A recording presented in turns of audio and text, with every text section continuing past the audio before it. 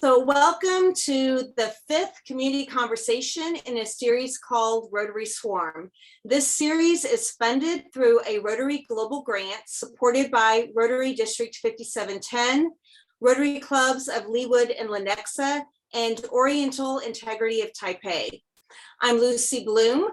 I'm Executive Director of Veronica's Voice, a Kansas City-based nonprofit committed to creating a culture where all are free from commercial sexual exploitation. We accomplish our mission by empowering survivors through our long-term residential program and a job skills training program, and also through our demand reduction work. We're honored to be partnered with Rotary and with Engaged Together in providing this series.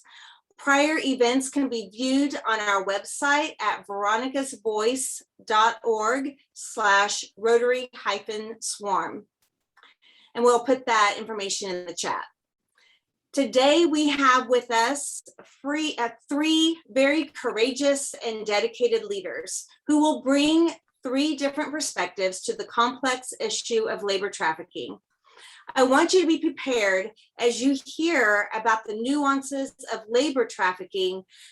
You will likely have a lot of questions. Leah Moss from UMKC is with us today to capture your questions as you enter them in the chat throughout the presentations. We will lead a Q&A at the end of the presentations. Each speaker is going to keep their presentation to about 8 minutes so that we reserve as much time as possible for Q&A. We're going to kick this off by hearing from Parker Roth. Parker earned a master's degree in anti-human trafficking from St. Mary's University, London in 2020. Her focus was labor trafficking and exploitation in supply chains. During her program, she worked as a researcher with a human rights consultancy firm that focused on corporate social responsibility. She also conducted labor trafficking research into high-risk industries for the non-government organization Stop the Traffic.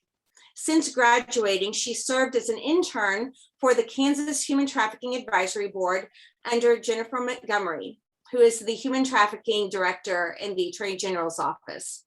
She is now connected to the Midwest anti-human trafficking field and is actively researching new frameworks for how to identify and remedy labor trafficking in the United States. So with that, Parker, I will give you the spotlight. I'm going to go ahead and share my screen because I do have some slides. I want to keep this conversational, but I also want to keep myself on track. So I do have some slides. Okay, can everyone see that? Yes. Okay, awesome. So I'm going to be talking about labor trafficking and supply chains. And the reason I will just really quickly tell you that I gravitated towards researching labor trafficking and supply chains is because I saw that it was something that people weren't really focusing on in the States. It was just starting to be something that they were talking about in the UK when I was there. But it's something that's really at the exploratory stage over here, and just we're getting some initial reactions to it. So that's why I decided to focus on that. So in answer to the challenges and what can we do, I'll look at it kind of through this roadmap. So I'll talk about the problem, and that's where I'll talk about our challenges, talk about the response, and what's being done about it, and the road towards solutions just businesses and communities can do right now with what we know. So I think the first problem that we have is that the definitions that we're using are just really kind of all over the board. Like labor trafficking, modern slavery, just slavery. Parker, and it's, yes. Parker, so your mic is cutting in and out, and apparently it's for everyone. Oh. So maybe, I'm not sure why, but we're not hearing everything you're saying. Let me see if, probably my internet connection, is that any better? Can you? Yes, it seems to be, but also can you mute everyone? Is everyone muted? Yeah, I think Parker, this is Ashleigh Chapman. If you turn off your video while you're showing your screen, I think that's going to help the bandwidth. Okay, sure. I will stop the video. Can you see the slide still, or? Yes, we can, and we can hear you better. Awesome. Okay, thank you. So the definitions that we were talking about, that's on the other slide, but that's fine. So that's the definitions right now. People are all terms and changeably. Some people assign different meetings to every term. So I think that's one of the biggest challenges we face, is literally just defining what it is that we're looking at. And on the other slide, I'm sorry, it won't let me go back to it, but basically the way I see it, and what simplifies it for me, is to look at the definition of labor exploitation, which I got from the Urban Institute. And that basically says it's when employers just don't value the rights of the employees at the workplace. And it turns into trafficking when you add the elements of force, fraud, and coercion. So that's how I see it. I see the labor exploitation, and that it turns into trafficking when you add those elements of force, fraud, and coercion. So, and then on this slide, just a couple quick factors about labor trafficking in supply chain. We all kind of know about the vulnerability of people who get, who are most likely to be involved in trafficking, and it's the people who just don't have a lot of say in what's going on in their lives. So in terms of the supply chain, it's going to be the people at the lower ends who are collecting the raw materials and they're manufacturing level of the supply chain, because a lot of those people are hourly, they're contract or temporary workers, and there's a lot of exploitative recruitment practices in subcontracting labor. You've got immigrants, people with disabilities. So just people that are working unskilled labor are going to be the vulnerable workers. It can happen to anyone, but that's who's most vulnerable. Something specific with supply chain trafficking and exploitation is there's always going to be someone who chooses to exploit someone. So somewhere in the line, there is a manager, there's a supervisor who's going to exploit someone. But a lot of times they're feeling the pressure from consumers and from the people above them. They have to meet certain quotas. And so, they've got to make X amount of products. They've got this many people to do it. So how are they going to make that happen? And a lot of times they make the choice to, cut their wages or add more hours and not pay them for it, or even threaten them into getting the work done. So they're feeling a lot of pressure from above. Again, they choose to do it. You could choose not to do it, but that's a significant factor. So some common sectors that are high risk that we would see here in Kansas: manufacturing, hospitality and construction are everywhere, and agriculture, and which the common thread in those is that there's a lot of unskilled labor that goes into those sectors. So I think the biggest issue that we're facing with supply chain trafficking is that it's hidden in plain sight. So an example I like to use is when you go into a hotel. Sorry, I'm hearing someone. When you go into a hotel and you see a man handing a child off to another man, that's an obvious red flag. You should do something about that. You could go into a hotel and see a maid making a bed, and it's not going to raise any red flags because that's what should be happening.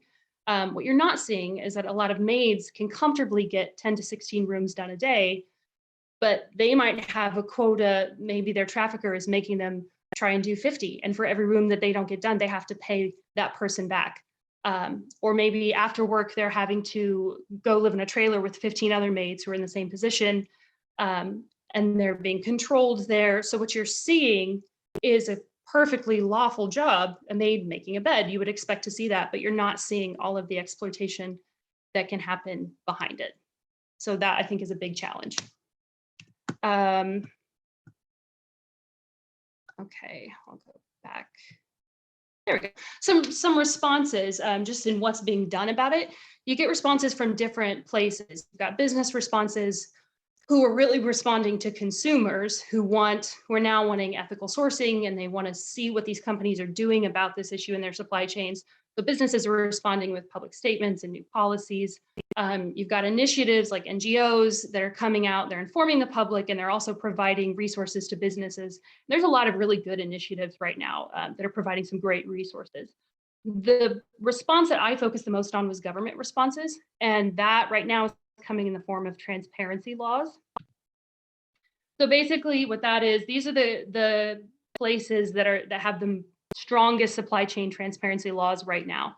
And the nature of these laws, because again, it's very initial, it's very exploratory. So we're just kind of starting with the foundation of how to respond to this.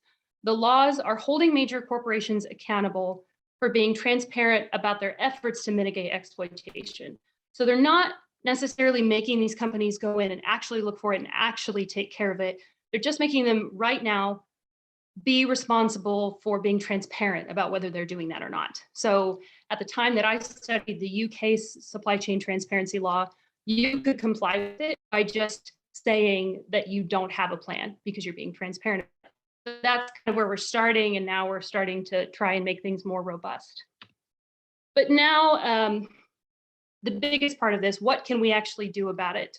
I think the two biggest things we can do is actually, as a community, we can map the industries that affect our area. So we need to know what is in our area, what kind of industries are there, what the vulnerabilities to those industries are, and what are our regional community vulnerable workers that would be working in those areas. So that, because right now, we're just kind of waiting for people to come to us to tell us that this is happening. So if we can come up with a map so that we know where the vulnerable areas are, that would really head start. And with businesses, taking that concept and applying it in supply chains and just being able to go through and look at who they're supplying to and just knowing who they work with.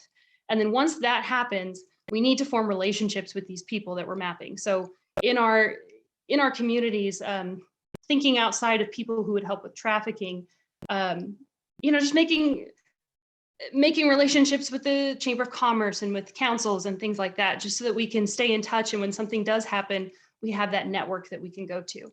And we would have a better idea of what might happen because we've already mapped where it could happen. So there are other things that we can do, like just preparing for the transparency best practices that are in those laws right now, because I do think at some point that's probably coming to us.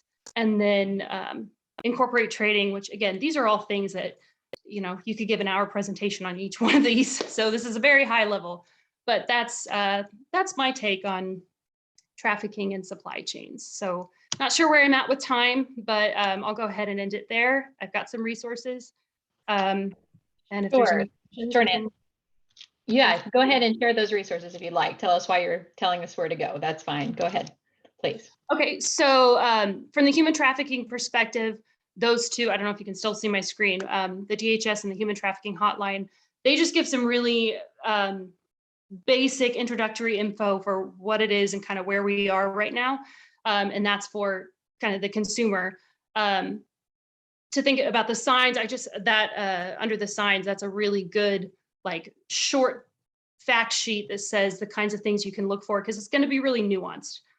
So it's important to know what kind of signs to look for.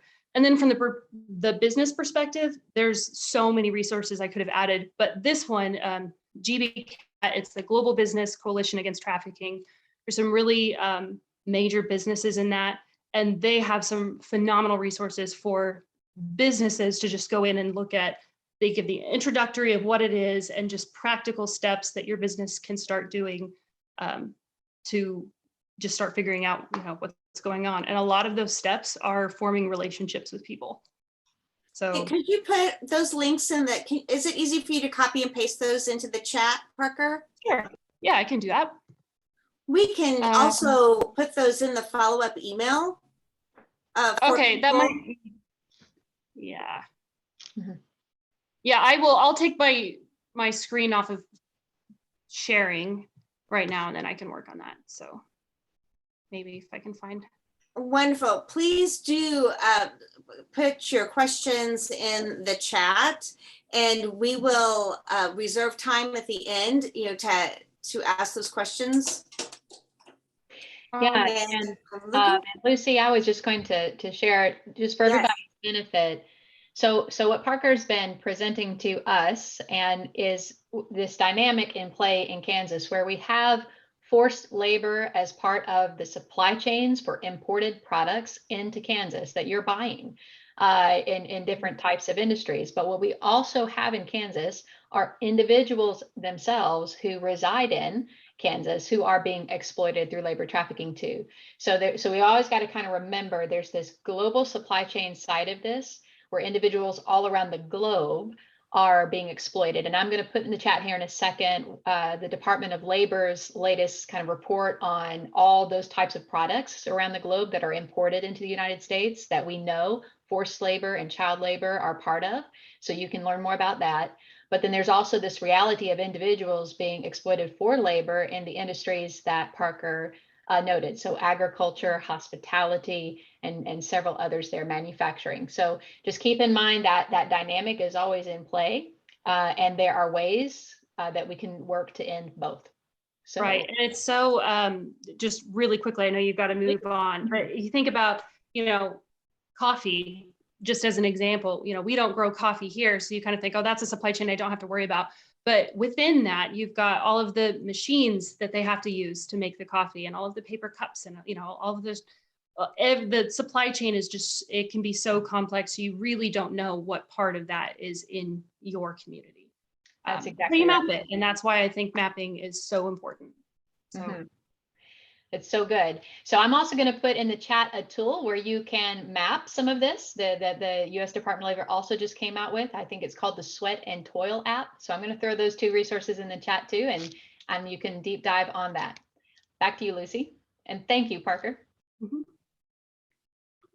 Thank you, Ashleigh. Parker, that was awesome. And Ashleigh, we'll pivot back to you right after JJ speaks as well, because I think that you'll have some other interesting things to in response to what he has to share.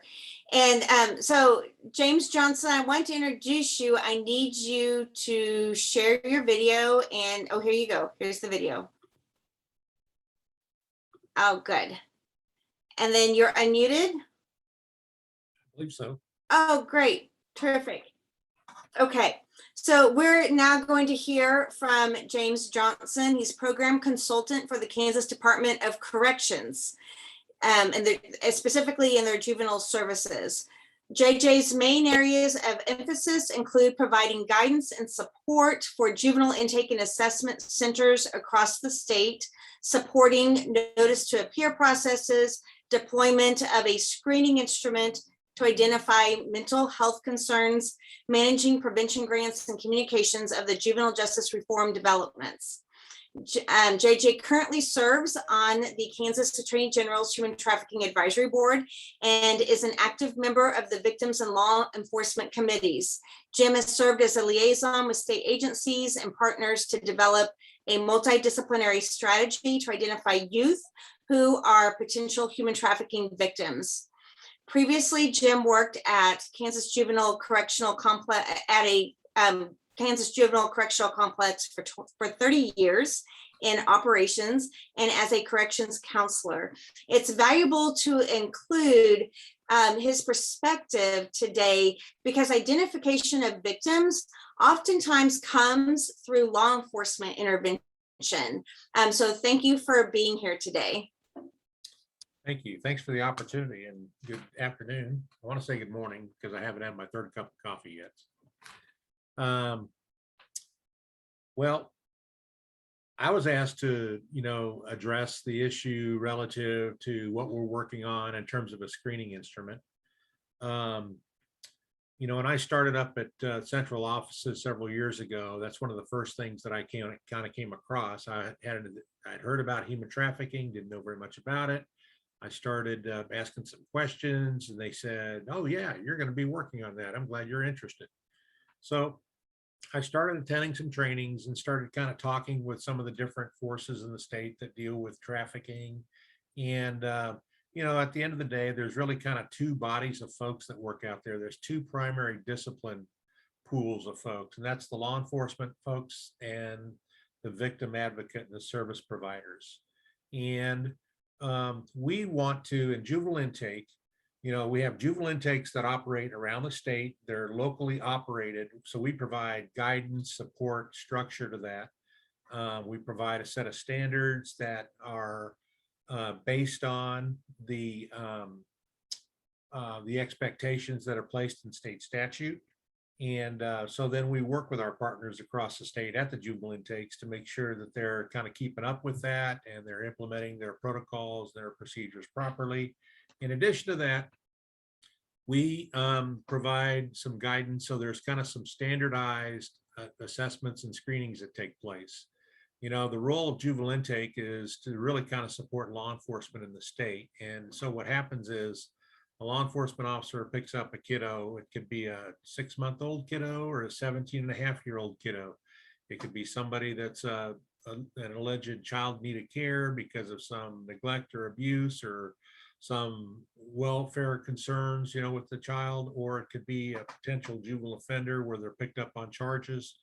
The whole idea is that in all these different situations that happen, either in the urban areas, such as Johnson County, where many are you from, or from rural areas across the state, is to try to support law enforcement and get them back out on the, allow them to get back out on their regular duties to provide for public safety for the community. And we can do some of the support work to work with the child, find out what their needs are, help make decisions and make recommendations, and help make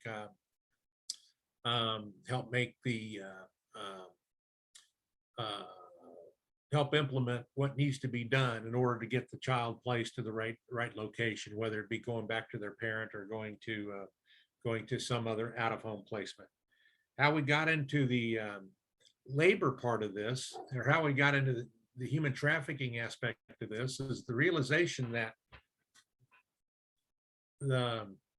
if you look at the state of Kansas and you look at the level of need that vulnerable kids have in the state of Kansas, I think one of the primary traffic ways that vulnerable kiddos come through is juvenile intake systems. You know, there are kiddos that are sometimes repeat customers because they come to the attention of law enforcement, or they come to the attention, they have a problem in school, whatever the case may be. And so it's those kiddos that come to juvenile intakes that our folks become familiar with, and then they start providing services for. And so what we've tried to do is we're trying to provide some standardization of assessments and screening instruments that they can utilize to find out what those needs are. Human trafficking kind of rose to the top in terms of a priority areas of the ongoing, you know, the direction that we were, the direction we were going in terms of finding out more of a presence of human trafficking and how it's affecting the population of youth in the state. And then how, when you start understanding that, you see the prevalence of that with the vulnerable population and how they can be targeted in so many areas. So when you start examining human trafficking, the first thing that kind of draws your attention to is sexual exploitation. But then when we started talking with partners about doing a screening instrument, you know, one of the things that kind of rose to the front was that whole issue of paying attention to labor type issues, because, you know, we had awareness that through our local partners at the local districts, that there are things that are taking place in the state. So we needed to have an aspect of our screening instrument that paid attention to those labor issues. And so what we did is we worked with, again, people from both disciplines, both families of disciplines, I should say, whether it be the victims advocates and service providers or the law enforcement communities. And we came up with a whole systematic approach towards collecting information that we can utilize in terms of making referrals for folks to follow up on. Again, we're just kind of a quick one-stop immediate location where kids are brought in, we do an assessment, we gather information, we help make decisions in terms of, you know, final placement decisions, we help make arrangements, and then the child that is brought to us then goes to that next destination. Okay, it's not a permanent type situation that they're involved with juvenile intake. So what we did is we examined some instruments that were created, number of different places across the United States. None of those seemed to fit for what our needs were in Kansas. So we kind of started developing something from the ground up. And what we came up with was a series of issues, indicators that we're looking for that are potential indicators that there might be some kind of trafficking involvement. And because of the nature of working with this particular clientele, you know, with the vulnerabilities and the possibility that there may be some traumatized activity going on where youth may have some traumatic reactions or be distressed, or the possibility that if we ask too many of the wrong questions, we may end up contaminating, you know, what law enforcement would try to do in terms of find out some information so they could follow up on a situation from the potential exposure a victim had. We don't want to contaminate that process either. So what we did is we came up with a whole system. There's like half of the questions we have, we don't even ask the juvenile. They're just basically observations that, you know, we can just tell by talking to the individual that brought the kiddo into juvenile intake, or we just have some visual observations ourselves, or there are other questions that we're already asking in the intake process. And then there are some specific targeted questions that we ask that have to do with human trafficking issues.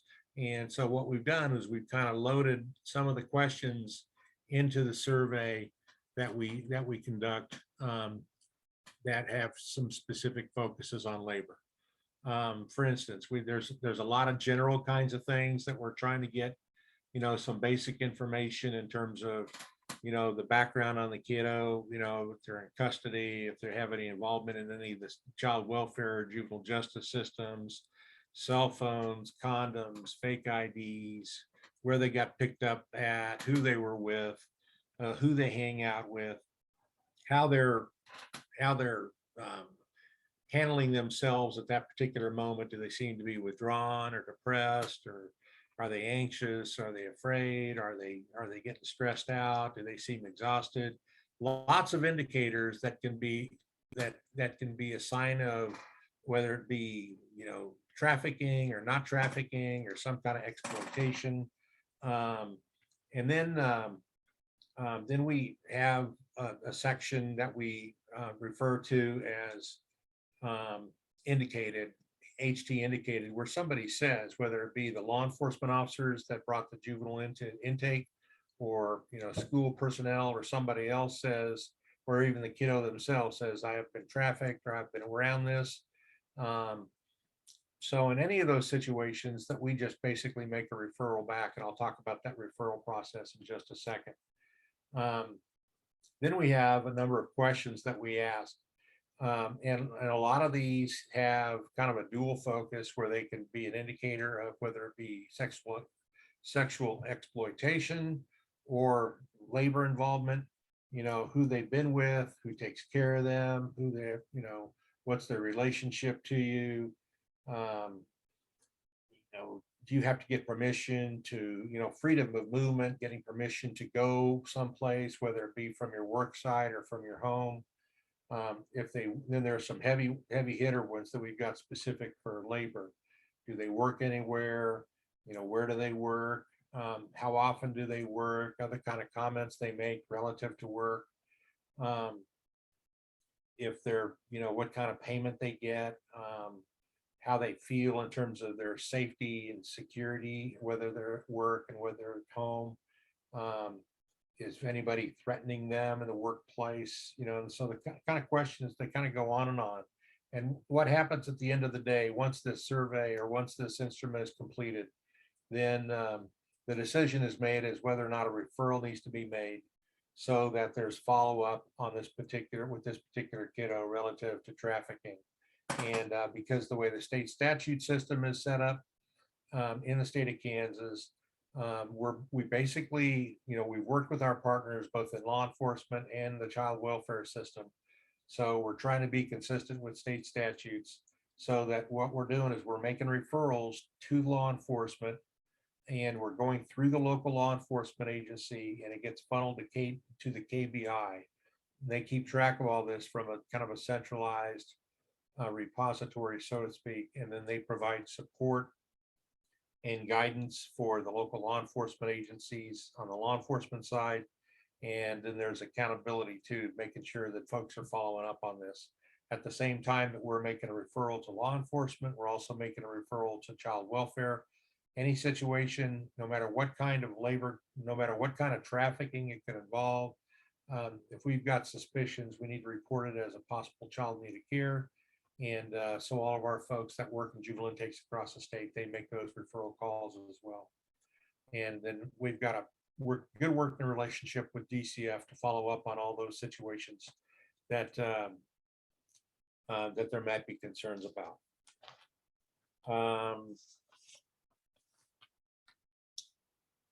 Look at my notes here real quick. I guess the things that I would add to what I've said so far in terms of you know, the status of things, where we are in the state of Kansas, what our needs are, and that sort of thing is, first of all, one of the things that Parker said, I really want to echo and support that. You know, she talked about mapping things and paying attention to what's going on locally, getting more information on that. That is so important. Having an awareness of what's going on locally, being engaged in your local community, that's really kind of where the war is fought in terms of identifying these situations. I can tell you, just as I've had a number of different calls where people at juvenile intakes across the state have contacted me relative to some trafficking, you know, concerns, trafficking issues, whether it be sexual exploitation or labor. I can tell you about a couple of basic things that have, you know, that I recall in terms of conversations I had relative to labor. It's typically the calls, more often than not, the calls I've gotten are from rural areas. There's all kinds of industries that may be involved, in addition to what was said earlier by both Ashleigh and Parker. You know, the restaurant industry is one of the industries that kind of comes up repeatedly. I would say repeatedly, I'm not saying over and over, but it's come up more than once. The way people are paid, that's another thing that kind of plays into the system. You know, people can be paid in such a way that they, you know, have difficulty cashing checks, or, you know, that it threatens their status as somebody from another country, and an immigrant. And so that, you know, people that are employers in those kinds of situations can play that against folks. But in the different situations that I've been contacted about, what I've done is we make referrals through law enforcement, and we have contact with the Department of Labor. And Department of Labor has investigators, and they'll assign an investigator to go work with the local law enforcement resources to conduct investigations, to try to dig down to get to the bottom of the situation. Just like every other state employee, they're busy and they're spread thin. They have a lot on their plates, but they have followed up on the cases that we have referred to them. And there's been good outcomes in terms of kind of getting to the bottom of some of those situations that I'm familiar with. The final things I'd say in terms of next steps would be, you know, just kind of echoing what was said before, you know, that when you're talking about, you know, local involvement, you know, the Rotaries, things like that, supporting local multidisciplinary groups. You know, I know Johnson County has one, Shawnee County has one, Sedgwick, Wyandott's going to be coming up and going. So there's different things that, like, Rotary groups and others can be supporting of those, because besides financial and supplies and things like that, that is so critical. And then once you establish a relationship, somebody's using the word relationship before, again, that is so important. Just whatever you can do, whether you connect to your churches or other civic organizations, public awareness, eyes and ears. People need to see what's going on in the community, because all those situations that I got called on, the reason the local juvenile intakes got called into it is because somebody locally called them and had a concern about something opposite, some observation they had, whether it be a strange situation of a cot in the back of a restaurant or whatever the case may be. If something looks out of place, Parker used the term, how does she say it? Hidden in plain sight. That is exactly right. Having an awareness, situational awareness of what's going on around you and having good relationships where you can make referrals. The final thing I'd say, just because I have this platform, is what we do with juvenile intakes is we make referrals, try to find placements.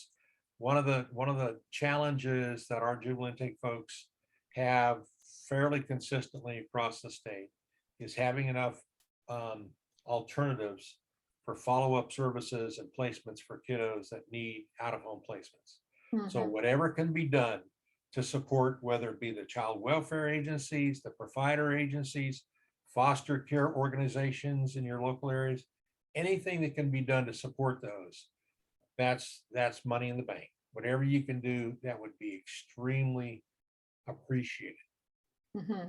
Thank you, JJ. So well put, and appreciate you reviewing just the extent that people, that our system is seeking to go to make sure that individuals who are vulnerable to being trafficked or perhaps are experiencing being trafficked, that is identified in a way that's met with an effective response. And thank you so much for what you just shared about the importance of us remembering that there are so many youth in our communities who need a safe place. They need a community where they belong. And that is actually a really good lead in to me introducing Ashleigh Chapman, because Ashleigh Chapman has dedicated her life to ending exploitation and protecting vulnerable populations. And she started this because as a child, her family was caring for so many children in need. And she started to ask herself, how do we stop the pain? How do we go back to the front end? So she's been working solely on these issues for the past 18 plus years professionally, and she travels extensively to strengthen this movement. She's worked internationally and in all of the states in the United States. Her passion and focus areas are in helping to reform systems of care, strengthening community collaborations, increasing multi-sector engagement, and building the solutions needed to increase the impact of all justice advocates in the field. I have had the honor of knowing Ashleigh for since 2013. She's been supporting all of the efforts in the state of Kansas. And when I say in the state of Kansas, I mean literally all four corners and everything in between. So they got the wonderful experience. When I say they, she and her husband, traveling, landing in Wichita and driving over to Liberal, Kansas. And those of you that have taken that drive know that you hit this place where all you see is these red blinking lights on our our big wind turbines that we have out there. We have farms of wind turbines out there.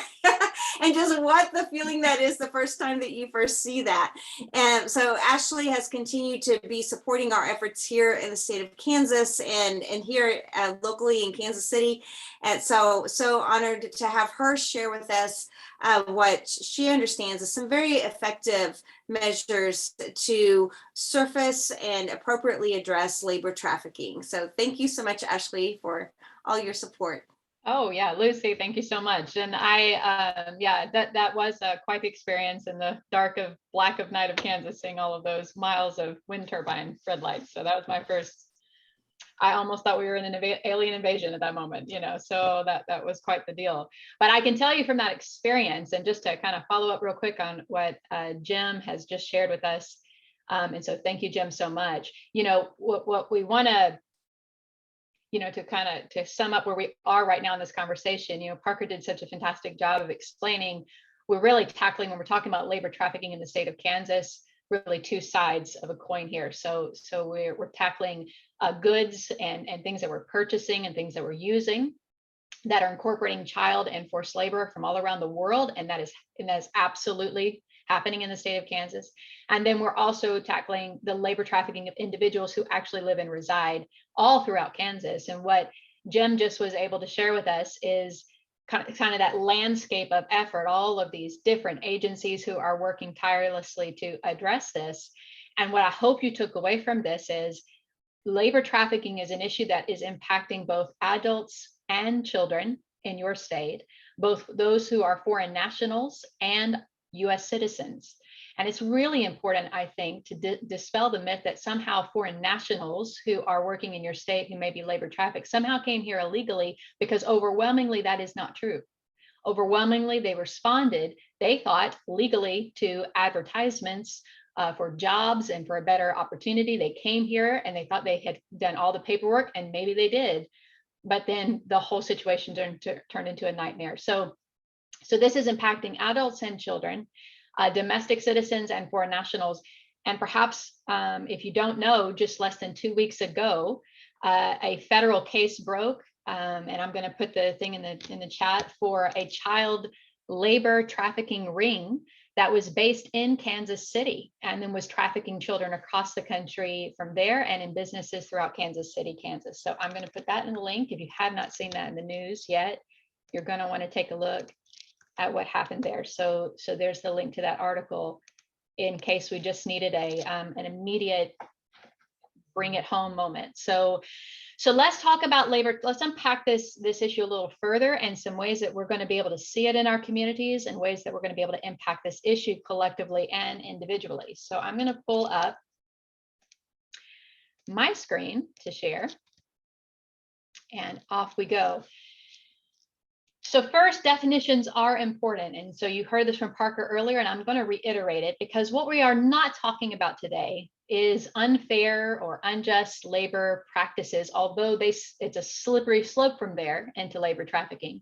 We're not talking about someone feeling like their boss could be taking better care of them, or ought to be kind of doing more, or paying them more, or whatever those wish lists might be. What we are talking about is this. So we're talking about the recruitment, harboring, transportation, provision, or obtaining of a person. So in other words, just that entire continuum that surrounds an individual who is being trafficked. So everyone is culpable. That's why all of those words are there. Through the use of force, fraud, or coercion. So that's key. So that's the use, that's how they're doing it, but it's for the purpose of subjection to involuntary servitude, peonage, debt, bondage, or slavery. So this is something very sinister, very dark, knowingly done by the individuals who are trafficking others for labor trafficking purposes. And this is the definition that we're talking about. And this is happening in Kansas. So let's go on from there. And just to kind of reiterate that point, the prevalence in the United States of all forms of trafficking, so labor and sex trafficking, this is a snapshot of that from the latest data, which is in 2019. But you can see here in Kansas City, this is a massive red spot, which means a great deal of trafficking is happening in Kansas City of both labor and sex trafficking. But let's talk about labor trafficking. That's what we're zoning in on today. And I think that this kind of breakdown is very helpful for us to kind of wrap our minds around it. So these are the top 5 risk factors, top 5 recruitment tactics, and top 5 forms of force, fraud, and coercion here in the United States presently. So risk factors for labor trafficking in your state are going to include recent migration or relocation by an individual. So they're new and they're new to town. Maybe they're new to our country. Maybe they're new to the laws that are in place, or even they don't know even their rights. All of that creates a vulnerability that can be exploited. Unstable housing is one of the top 5 risk factors for labor trafficking. Having a criminal record or a criminal history is a vulnerability, because that's something that traffickers can exploit or threaten to exploit through blackmail or extortion to keep somebody in their control. Physical health concerns and substance use concerns. So even personally, I ended up interceding and intervening on behalf of an adult female US citizen labor trafficking victim just in this past year. And her situation, that the traffickers in her situation were exploiting, was her reliance on substances.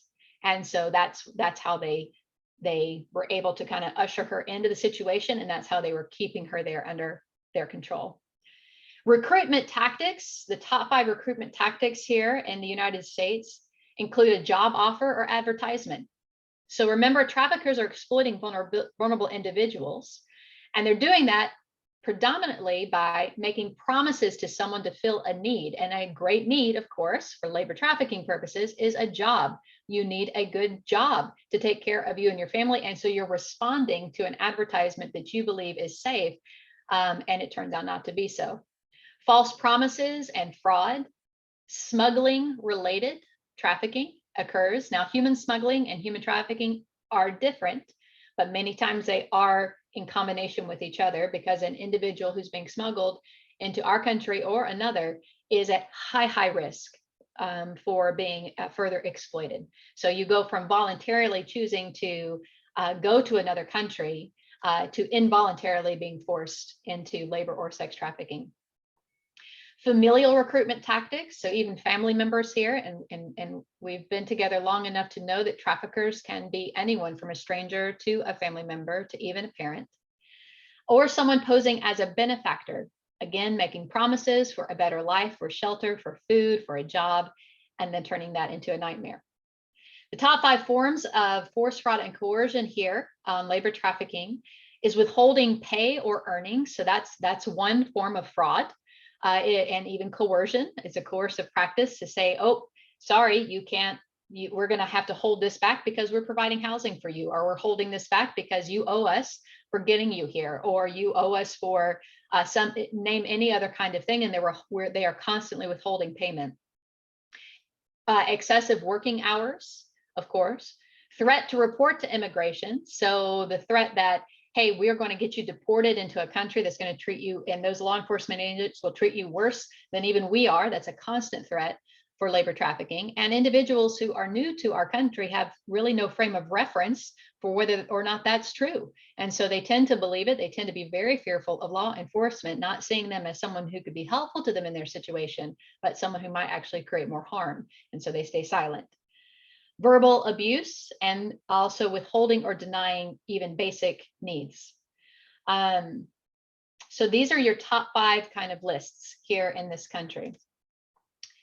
When we talk about knowing the signs of labor trafficking, so if I'm in a commute and living in Kansas City or across the state of Kansas, and I'm wondering what are the signs of labor trafficking, these are some of your top ones, the next 2 slides. So no control of movement. If you see someone who seems to be controlled even in their movements, you heard that from Jim earlier, that freedom of movement. They can't speak voluntarily, or they're not being allowed to speak voluntarily on behalf of themselves. This often happens even in healthcare settings, where someone might come in for a work-related injury and someone is there with them, speaking for them and not allowing them to speak to that doctor. We train medical providers on this quite a bit. No control of their own finances. So they're just kind of on the receiving end of whatever trickles their way, but they don't have control of what that looks like or their bank accounts. Working with no or little pay. No personal identification documents. And even in the case of the individual who was a US citizen that my husband and I ended up interceding on behalf of, her identification documents had been taken. And so she didn't have her license, and she didn't even have her wallet. They had hidden it in a safe to keep her put. If they're acting fearful or anxious, if they're showing signs of abuse, because physical and even sexual abuse is a common thread in labor trafficking situations. If they're being inconsistent and vague in their language, or they're keeping a rather unusual schedule, if you're just kind of talking to them about what they do in town and they're not able to really articulate that well, especially if they are geographically confused or unaware, that often means that they're being taken to multiple different places and they never know where they've landed, and they can't get out of debt. So they're working to pay off a debt that they are never going to be able to get out from under. Now, this is not an exhaustive list. I always want to say that, and it is not as though any one of these things by themselves is a direct indicator of labor trafficking, but it should start to raise flags. And when we see several of these indicators starting to cluster around a situation or conversation, then we really must take action. We must call our local law enforcement and say, I have concerns. This is what I'm concerned about. You'll never want to confront that individual or confront the trafficker, but you need to get as much information as you safely can, and don't feel like you've got to be a law enforcement officer. You don't have to have probable cause to call law enforcement. You don't have to have, beyond a reasonable doubt, that this to be true, none of that. So any bits of information that you can give to law enforcement may be that bit of information that helps them complete that case. And you may not be the only one who's called on this. So, and if you are the first, then hopefully it starts to light a fire. So what can you do to help end it? We've heard this. We need to be increasing awareness around this topic. The topic of sex trafficking gets a great deal of attention in this country and abroad, and understandably so. But labor trafficking is happening, and the individuals who are experiencing are no less worthy of our attention and intervention. So we need to be raising awareness of this issue, even in the way we talk about human trafficking, making sure that we're talking about both. We need to know those signs so that when we come upon that situation, we are able to discern that. And I've just gone through several, but in the courses that you're taking as part of this cohort, and that human trafficking awareness badge, and I'll mention that again before I stop talking today, but it really unpacks each of those indicators and why they are indicators and what they are indicators of, and those most vulnerable in your communities that you're likely to interact with. And you need to be ready to respond. So we need to kind of get to a place where we know for sure what to do in this situation and who to call in that situation. And you've heard about a great many agencies already working in your state that Jim shared with you. And we'll come back to sort of the National Human Trafficking Hotline number in a moment. But if you've gone through our trainings before, you've seen this. So what can we do to help end it? And this some people call it a wheel. We call it the freedom strategy. This is kind of laying out literally everything that has to be done in the state of Kansas or your community to end both labor and sex trafficking. But let's zone in on labor trafficking for a moment. So what all of these are important. Every word on this slide deck is important. Every effort needs to be in play. But because labor trafficking is a fairly new thing for even most communities and states, especially in this country, to start paying attention to, then I would say we need to really focus our efforts initially, if we had to choose sort of that first step, in these places. So we need to be raising awareness, and we need to be becoming aware of all forms and types of labor trafficking that might be present in our communities. When it comes to identification, outreach is key. Helping individuals who are new to our communities know that they have rights, that they have friends, that there is a community beyond the one that may be exploiting them available to support their needs. That's crucial. And doing that proactively, not just reactively. Beefing up our intervention efforts on behalf of labor trafficking is critical. It's going to be difficult even for us to map and to know for sure how individuals are being labor trafficked in the community if we are never getting to the point of intervening on their behalf and seeing that backstory and figuring out, okay, exactly how were traffickers, what's this journey that they were on that led them to this minute, and then we're able to sort of begin to start identifying other types of journeys like that in our community or industries that are impacted by labor trafficking and starting to intercede. The range of services that need to be available for labor trafficking victims is sometimes very different from sex trafficking. So if we have a foreign national adult male labor trafficking victim, then the services that he may need are going to be very different from, say, a child labor trafficking victim who's a United States citizen. So we need to be ready to provide some of those services immediately so we can set this individual up for great success. When it comes to labor trafficking, the number one risk, sort of the draw into that, was they were seeking a job opportunity. And so victims of labor trafficking, certainly if they are US citizens, but even if they are foreign nationals, have protections here in the United States through our T visa and U visa programs, but they're going to need your help. They're going to need the help of attorneys who know how to navigate that system and those applications so that they can reintegrate, and they're going to need the help of businesses who are willing to provide them those job opportunities so that they can, or educational opportunities so they can step forward and build the life that they were hoping to build in the first place. And then we need to build those systems of care. And we need to strengthen the way our systems are talking to each other. And you learned a lot about that through Jim's conversation earlier. So things to know and do today, right this minute, is if you haven't already earned your badge, go earn it. So if you're listening into this and you don't know what I'm talking about, Justice U is an online university for justice advocates. And Rotary, all of the Rotarians who are participating in this Kansas City conversation are providing scholarships to the Learn How to End Human Trafficking series, which is going to help you understand what are the indicators, what do we need to do as a community. So go earn that badge, get certified. Make sure that you've got this number saved in your phone. So here is the National Human Trafficking Hotline. You can text it as well. But I always recommend, if it's an imminent situation, if you think someone is immediately in danger, you need to be reaching out to your local authorities also and first. So it does no harm to call both of these entities to try to trigger what's needed to take care of a person or a situation, but call those local authorities as well. Now, some additional resources, and then I'll end, but I would like you to understand, and so we've got a whole fair trade toolkit for this, the nexus between fair trade and labor trafficking, to know how to support freedom businesses in your purchases instead of businesses that are exploiting others around the globe, and some outreach tools available that you can hand someone in your community who may be vulnerable to labor trafficking. And so these each are links that we're going to place in the chat and send you afterwards as well. So good things for you to accomplish there. And that is all. Thank you very much, Ashleigh. This is really, really excellent information. And you all, we are at 1 o'clock.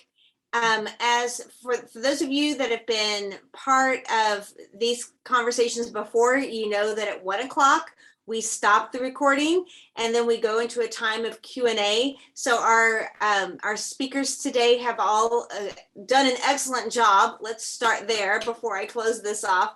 But they've also agreed to stay with us till 1:15 here to answer any questions that you may have or any comments that you would like to make. So with that, I'm going to go ahead and stop the recording.